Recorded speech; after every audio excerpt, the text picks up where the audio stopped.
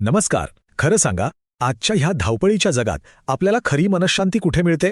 हा प्रश्न आपल्या सगळ्यांनाच कधी ना कधी सतावतो, नाही का? चला तर मग ह्या प्रश्नाचं उत्तर शोधायला निघूया आणि यासाठी आपण थेट जाऊया 17व्या शतकात एका महान संताच्या कालातीत शहाणपणाकडे. तर मग शांतीचा खरा स्रोत नेमका आहे तरी काय? भौतिक सुखसुविधांमध्ये आहे की आपल्या आतल्या समाधानात? आज आपण संत तुकाराम महाराजांचं बोट धरून याच प्रश्नाच्या अगदी मुळाशी जाणार आहोत. आणि हो, हे काही फक्त एक प्रवचन किंवा उपदेश नाहीये. हा आहे उत्तराच्या दिशेने आपला एक एकत्रित प्रवास. आणि हा आहे तो अभंग, संत तुकारामांची ती अमृतवाणी जी आपल्याला मार्ग दाखवणार आहे. बघा, किती छोटासा अभंग आहे, पण यात त्यांनी आंतरिक शांती मिळवण्याचा एक इतका गहन आणि तरीही तितकाच सोपा मार्ग सांगितलाय. चला तर यातला प्रत्येक शब्द उलगडून पाहूया. तो आपल्यासाठी कसा मार्गदर्शक ठरू शकतो ते बघूया. मग तुकाराम महाराज सुरुवात कुठून करतात, कुठून सुरू करतात हे विवेचन ते थेट आपल्या असंतोषाच्या, आपल्या दुःखाच्या मूळ कारणावरच बोट ठेवता. बघा, या पहिल्याच ओळीत ते एका खूप मोठ्या सत्याकडे आपल्या लक्ष वेधतात. ते विचारतात, देवाला सर्वात मोठी भक्ती कोणती आवडते? आणि उत्तर देतात, संसारातील मायेचा संकल्प सोडणं म्हणजे तिचा त्याग करणं. आणि खरं तर इथेच आपल्या सगळ्या संघर्षाचं मूळ दडले. पण मग ही माया म्हणजे नक्की काय? माया म्हणजे ना एक प्रकारचं जाळं आहे. पैसा, प्रसिद्धी, नातीगोती या सगळ्या गोष्टी ज्यांना आपण इतकं घट्ट पकडून ठेवतो, ज्यांना आपणच आपलं सर्वस्व मानतो, ज्यातून आपल्याला कायमचं सुख मिळेल असं वाटतं, तोच हा भ्रम आहे. आणि तुकाराम महाराज आपल्याला याच भ्रमातून, याच जाळ्यातून बाहेर काढू इच्छितात.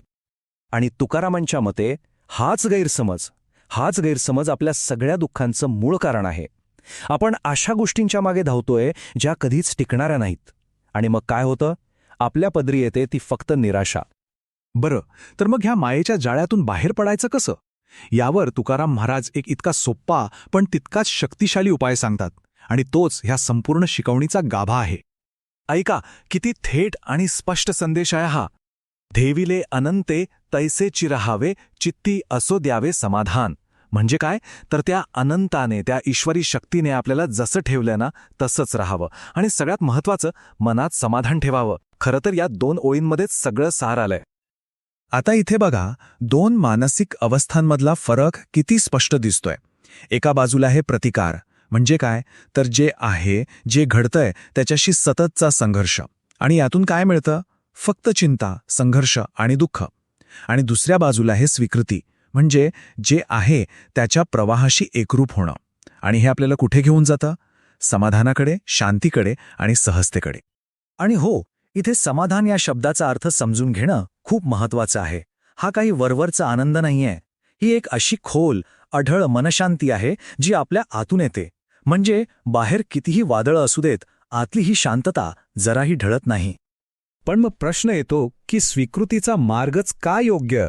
सतत तक्रार करणं किंवा चिंता करणं व्यर्थ का आहे?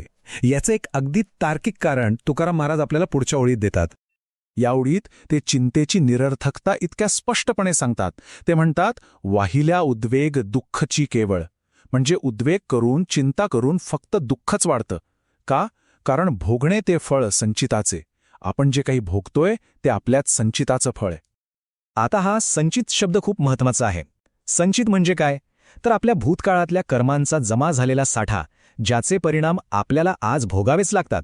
हे अगदी पेरलेल्या बियांसारखं आहे. ते उगवणारच. हे एक अटळ वास्तव आहे. म्हणजेच मुद्दा अगदी सरळ आहे. होणाऱ्या परिणामांबद्दल चिंता करणं पूर्णपणे निरर्थक आहे. कारण आपण फक्त त्याच गोष्टींचे परिणाम अनुभवतोय जे आधीच गतिमान झाले आहेत.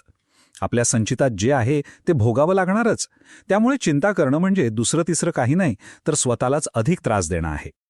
चला, आता आपण या विवेचनाच्या अंतिम आणि सगळ्यात महत्त्वाच्या टप्प्याकडे वळूया, जिथे तुकाराम महाराज आपल्याला मुक्तीचा अंतिम मार्ग दाखवतात. पाहूया हा मार्ग नेमका आहे तरी कोणता. आणि अभंगाच्या शेवटी तुकाराम महाराज स्वतःचं नाव घेऊन तुका म्हणे असं म्हणून आपल्याला अंतिम आणि सर्वोच्च उपाय सांगतात. ते म्हणतात, घालू तयावरी भार, वाहू हा संसार देवापायी.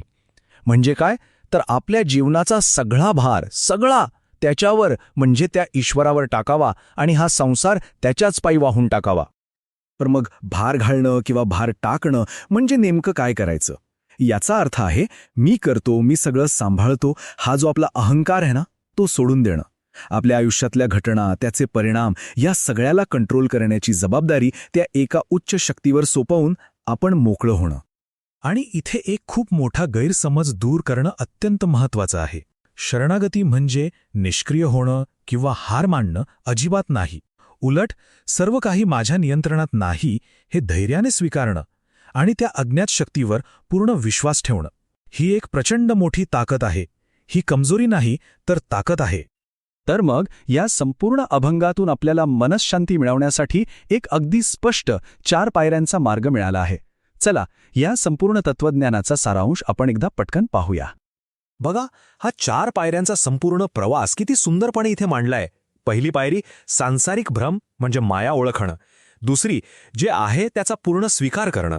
तिसरी, चिंता व्यर्थ आहे हे समजून घेणं. आणि चौथी, अंतिम पायरी, नियंत्रणाचा भार सोडून देऊन संपूर्ण शरणागती स्वीकारणं. ही फक्त तात्विक कल्पना नाही, तर एक व्यावहारिक आध्यात्मिक प्रक्रिया आहे जी आपल्याला अंतिम शांततेकडे घेऊन जाते. आणि शेवटी एक प्रश्न जो आपण सगळ्यांनी स्वतःला विचारायला हवा.